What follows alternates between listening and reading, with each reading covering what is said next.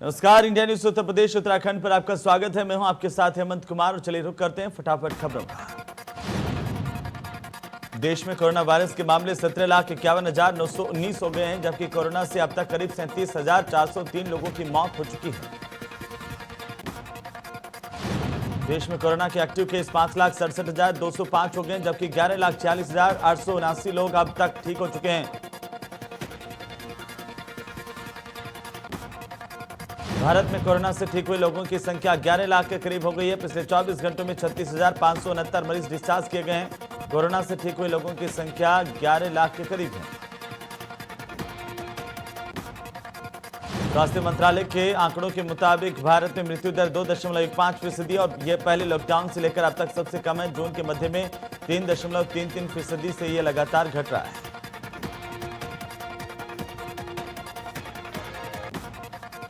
उत्तर प्रदेश में corona virus के मामले 89,048 हो गए हैं, जबकि एक्टिव केसों की संख्या अब 36,037 रह गई है।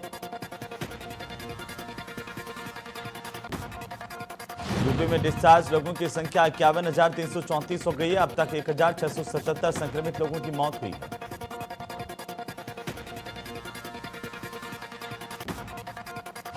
उत्तराखंड में कोरोना मरीजों का आंकड़ा बढ़कर 7,447 हो चुका है। प्रदेश में कोरोना से अब तक 83 लोगों की मौत हुई।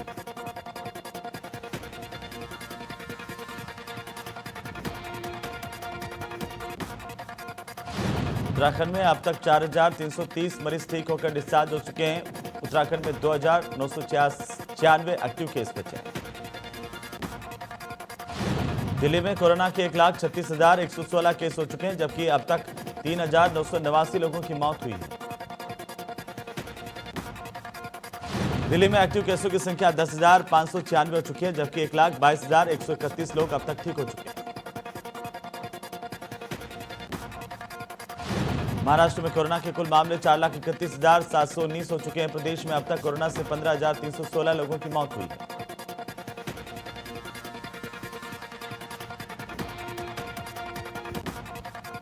महाराष्ट्र में 1,49,214 एक्टिव केस हैं, जबकि यहां पर 2,66,883 लोग ठीक होकर के घर लौट चुके हैं।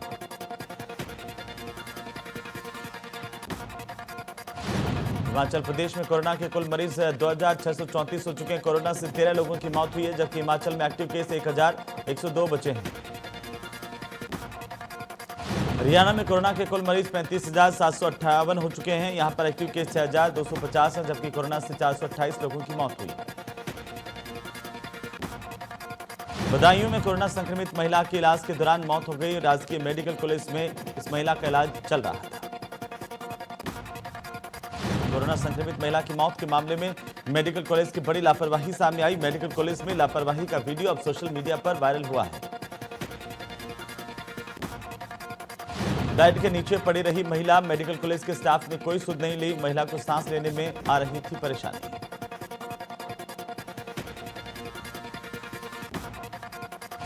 समाजवादी पार्टी के पूर्व नेता अमर सिंह का 64 साल की उम्र में निधन हो गया। पिछले काफी समय से अमर सिंह बीमार चल रहे थे। उनका सिंगापुर के एक अस्पताल में इलाज चल रहा था। प्रधानमंत्री नरेंद्र मोदी ने अमर सिंह के निधन पर दुख जताते हुए ट्वीट किया कि वह काफी ऊर्जावान नेता थे और उन्होंने पिछले कुछ दशकों में देश की राजनीति के अहम उतार चढ़ाव काफी करीब से देखे थे।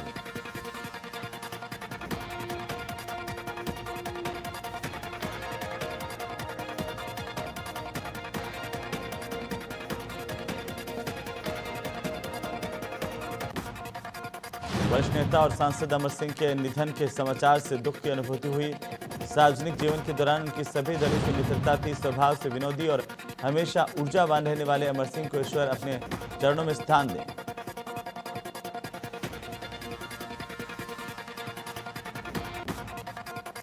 अमर सिंह के निधन पर समाजवादी पार्टी के अध्यक्ष और पूर्व मुख्यमंत्री अखिलेश यादव ने भी दुख जाहिर किया है। अखिलेश ने ट्वीट कर कहा कि अमर सिंह जी के स्नेह सानिध्य से वंचित होने पर भावपूर्ण संवेदना और श्रद्धांजलि।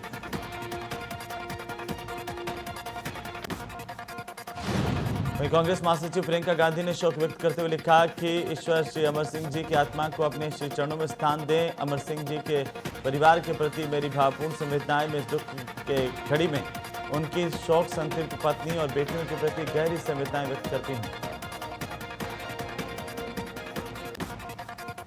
राम मंदिर से जुड़ी बड़ी खबर, अयोध्या गर्भगृह की जमीन रामलला को ट्रांसफर, जमीन का मालिकाना हक रामलला का होगा।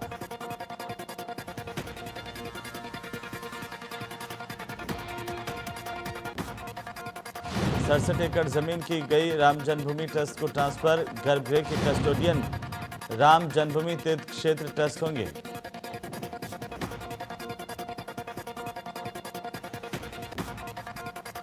राम जन्मभूमि ट्रस्ट ने किया ट्वीट, महत्वपूर्ण स्थानों के जल और मिट्टी अयोध्या पहुंच रही है, भव्य मंदिर के निर्माण के लिए मिट्टी और जल पहुंच रहे हैं।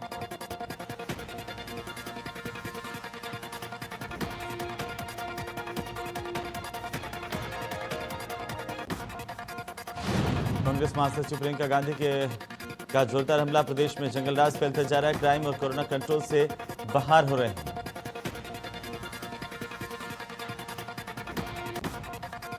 राजस्थान के मुख्यमंत्री अशोक गहलोत ने बीएसपी सुप्रीमो मायावती पर निशाना साधा। उन्होंने कहा कि बहन जी सीबीआई और ईडी के दबाव में है। राज्य में बीएसपी के विधायकों के कानून के तहत कांग्रेस में मर्जर किया है।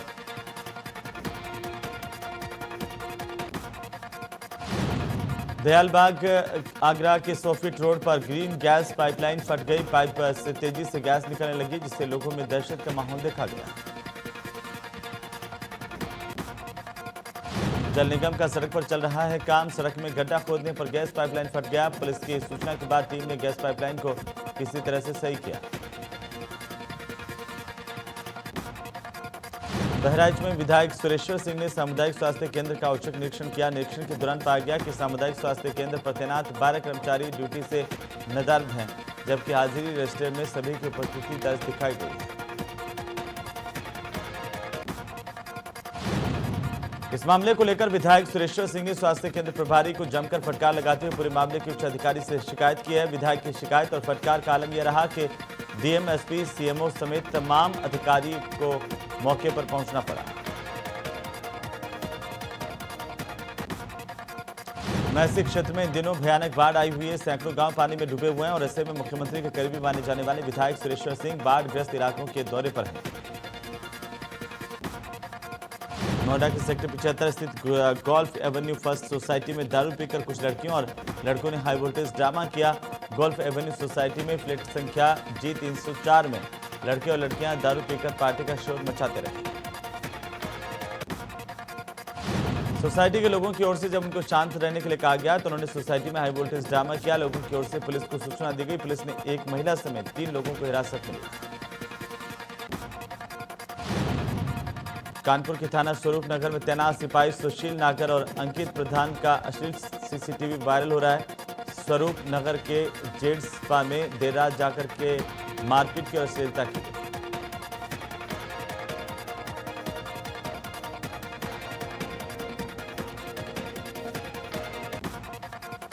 विरोध करने पर स्पा मालिक ने पति को पीटा और महिला से अश्लीलता की गई। दोनों सिपाही कोरोना पॉजिटिव होने के कारण होम क्वारंटीन किए गए हैं।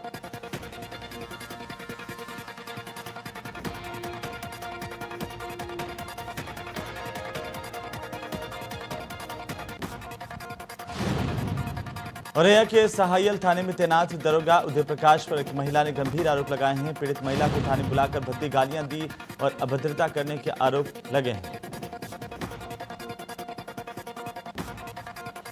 दरोगा उदय प्रकाश की कार्यशैली को लेकर पहले भी कई गंभीर आरोप लग चुके हैं। पीड़ित महिला और उसके परिवार वालों ने न्याय के लिए पुलिस अधीक्षक से गुहार लगाई है।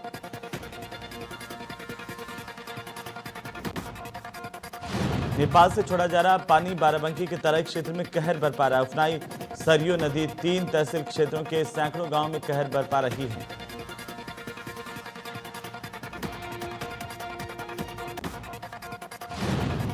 लोगों के घरों में कई फीट तक पानी भरने से हजारों की आबादी संकट में है। लोग अपने अपने घरों को छोड़कर तटबंध पर शरण ले रहे हैं।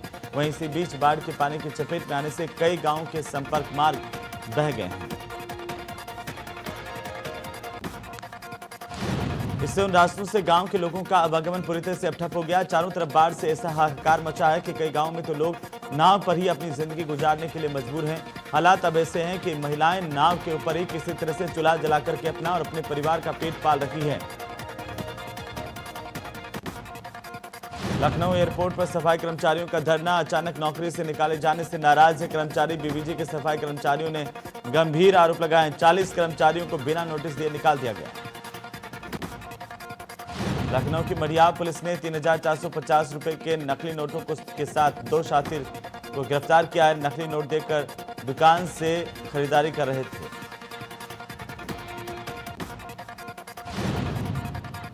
उधर फिरोजाबाद पुलिस को बड़ी सफलता हासिल हुई है। पुलिस ने आजमगढ़ के रहने वाले 2 शूटर्स को गिरफ्तार किया। दोनों शूटर फिरोजाबाद में व्यापारी की हत्या करने के लिए गए थे। प्रतापगढ़ में 2 घंटे की बारिश में हर तरफ पानी पानी हो गया। सरकारी दफ्तरों, अस्पताल और घरों में भी पानी घुस गया। नगरपालिका के अधिकारियों की पोल खुलकर के सामने आ गए और घरों और बिजली के पोल में करंट भी आ गया। जालौन में रफ्तार का कहर देखने को मिला। अनियंत्रित डीसीएम ने बाइक को टक्कर मार दी। टक्कर के बाद बाइक सवार युवक और युवती की मौत हो गई। दोनों के शव को सामुदायिक स्वास्थ्य केंद्र पहुंचाया गया। तो बलिया में लॉकडाउन की धज्जियां उड़ती हुई दिखाई दे रही हैं। खुली मिठाई और समोसे की दुकानों पर जमकर उड़ी सोशल डिस्टेंसिंग की धज्जियां।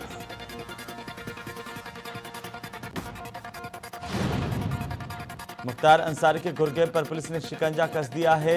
हरविंदर सिंह उर्फ जुगनू वालिया पर कार्रवाई की गई। करीब 2 करोड़ 31 लाख कीमत की 4 गाड़ियां जब्त की गई। आगरा के इत्मादौला थाना में बहुचर्चित गोलीकांड का पुलिस ने आखिरकार खुलासा कर दिया। इस मामले में पुलिस ने 2 आरोपियों को गिरफ्तार किया। उनके कब्जे से घटना में प्रयुक्त अवैध पिस्टल भी बरामद की। गोंडा में सरयू और घाघरा नदियां बेकाबू हो गई हैं। दोनों नदियां खतरे के निशान से काफी ऊपर बह रही हैं। अन्नदाताओं की फसल बाढ़ के पानी में चौपट हो गई। घर, खेत, स्कूल सब कुछ पानी में जलमग्न है।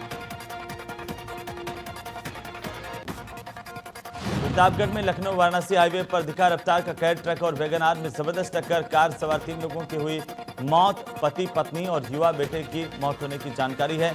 3 की हालत अभी गंभीर बनी हुई है। अस्पताल में भर्ती करवाया गया। गोंडा में बारिश में बह गई सड़क। मदद नहीं मिलने पर ग्रामीणों ने बनाया पुल। ग्रामीणों ने लकड़ी का अस्थायी पुल बनाया। कोरोना के चलते लॉकडाउन के कारण खाड़ी देशों में फंसे लोगों को वापस लाने का सिलसिला लगातार जारी है। इसी क्रम में वंदे भारत मिशन के तहत दुबई के रसल खेमा से 180 यात्रियों को लेकर स्पाइसजेट का विमान वाराणसी पहुंचा। शामली के कांधला में 1 सप्ताह पहले एक छात्र पर घर से लापता हो गया था। लापता छात्र की तलाश में उसका पिता शहर से गांव-गांव तलाश कर रहा था। बेबस पिता बेटे की तलाश में शिकायत पत्र और लापता बेटे का फोटो हाथ में लेकर अकेला ही तलाश कर रहा है।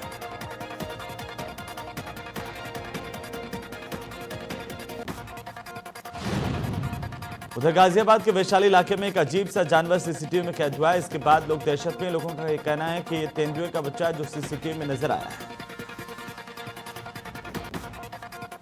हालांकि अभी तक साफ नहीं हो पाया कि यह वाकई तेंदुआ है या फिर कुछ और बड़ी बिल्ली है, लेकिन पौष और रिहायशी इलाकों में इस तरह की खबर आने के बाद लोग इस जानवर को पकड़ने की मांग कर रहे हैं। गाजियाबाद में चोरों के हौसले बुलंद है। एक बैग में रखा मोबाइल फोन और कैमरा चोरी किया गया। चोरी की वारदात सीसीटीवी के कैमरे में कैद हुई है। चोरों की तलाश में फिलहाल पुलिस जुटी हुई है।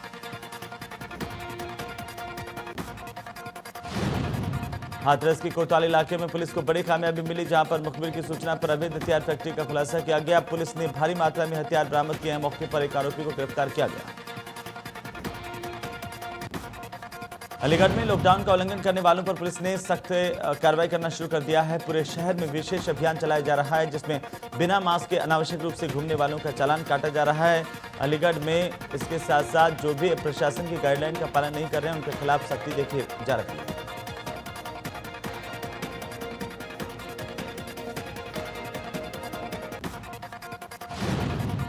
कानपुर में बुजुर्ग की धारदार हथियार से हत्या कर दी गई। गला रेत कर हत्या की गई निर्ममता से। और आपको बता दें कि शव का पोस्टमार्टम के लिए भेजा गया।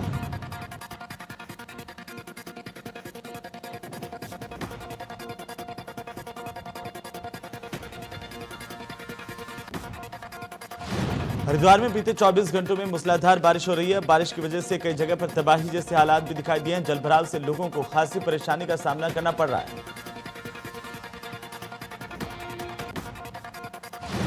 लखनऊ के घर के अंदर बेची जा रही थी बियर। पुलिस ने बियर के गोदाम का किया खुलासा। पुलिस को गोदाम से मिली 900 बोतल बियर। पकड़े गई बियर की कीमत करीब 1 लाख रुपए बताई जा रही है।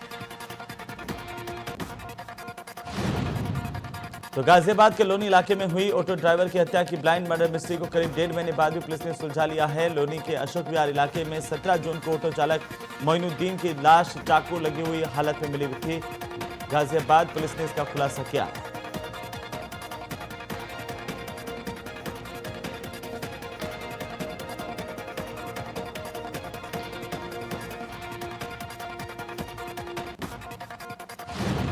बलरामपुर में घर से गायब नाबालिग का शव मिला है। सरयू नहर में शव मिलने से सनसनी फैल गई। परिवार वालों ने हत्या का आरोप लगाया। पुलिस ने शव का पोस्टमार्टम के लिए भिजवाया।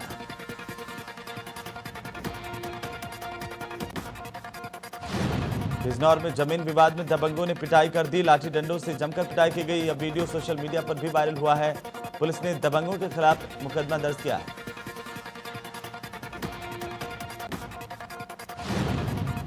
वाराणसी में पॉक्सो एक्ट का आरोपी गिरफ्तार किया गया। पुलिस ने आरोपी को गिरफ्तार किया। अस्थायी जेल से फरार हुआ था यह आरोपी। 14 जुलाई को आरोपी अस्थायी जेल से फरार हो गया था। इसे आखिरकार पकड़ लिया गया।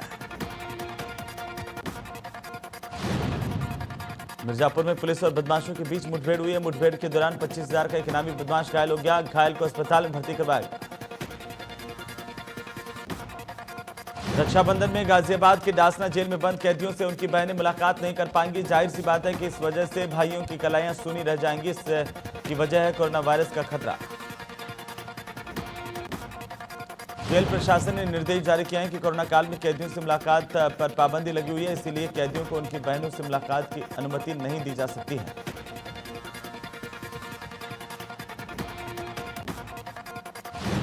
बुलंदशहर के कोतवाली खुर्जा नगर इलाके में लापता हुए एडवोकेट धर्मेंद्र चौधरी के मामले को लेकर पुलिस ने आखिरकार खुलासा किया। एडवोकेट धर्मेंद्र चौधरी का अपहरण नहीं किया गया था। पैसों के लेन देन को लेकर के हत्या की गई। हत्या के तीनों आरोपियों को पुलिस ने गिरफ्तार किया। कानपुर में सीओ सीसा मऊ के नेतृत्व में बड़ी कार्रवाई की गई। यहां पर नकली मसाला फैक्ट्री मामले में 2 लोगों की गिरफ्तारी हुई। कई सालों से अवैध मसाला फैक्ट्री चल रही थी। विमल पान मसाला समेत कई नामी कंपनियों के नाम से बनता था मसाला। लाखों रुपए का माल पुलिस ने बरामद किया है। इलाके के दबंग के दम पर यह अवैध फैक्ट्री चल रही थी।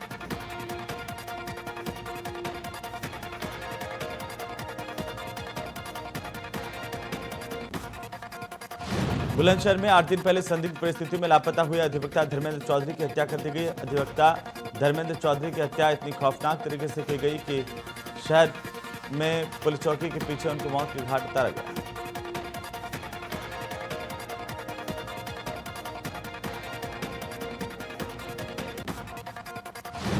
वहीं हत्या कर शव को आग के हवाले कर खुर्जा इलाके में एक टाइल्स के गोदाम में 8 फीट गहरे गड्ढे में उसकी जली हुई लाश को दफन किया गया था। पुलिस 8 दिनों से खेतों और जंगलों में अधिवक्ता के लापता होने के दौरान ड्रोन उड़ाकर के अधिवक्ता को तलाश करती रही।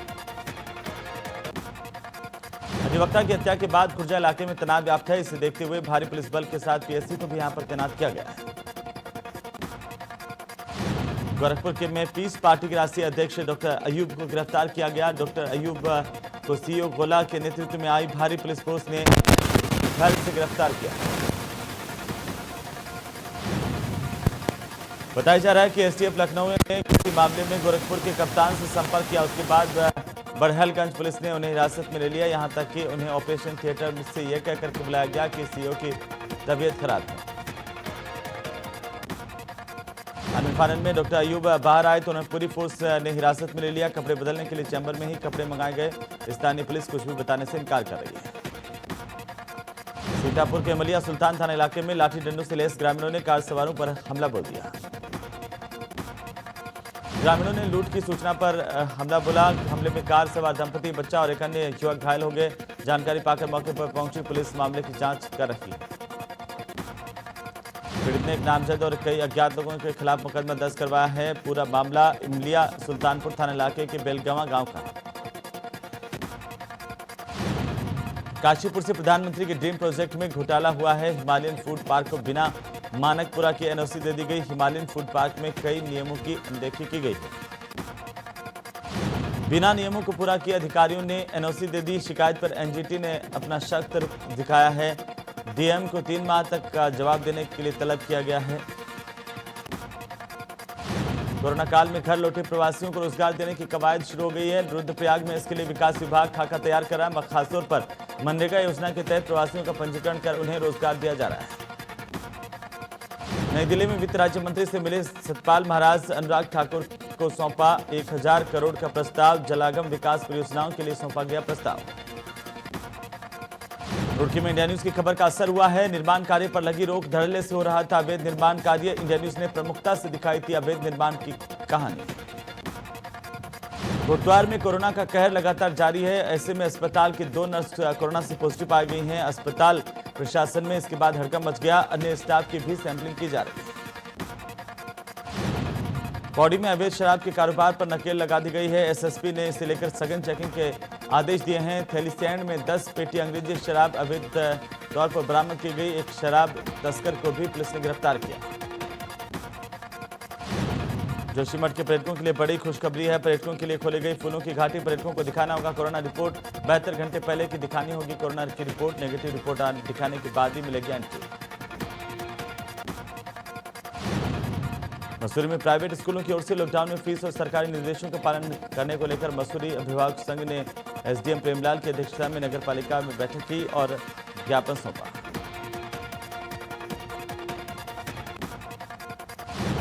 बैठक के दौरान अभिभावकों ने प्राइवेट स्कूलों की ओर से उन पर फीस जमा करवाने का दबाव बनाने के आरोप लगाए हैं।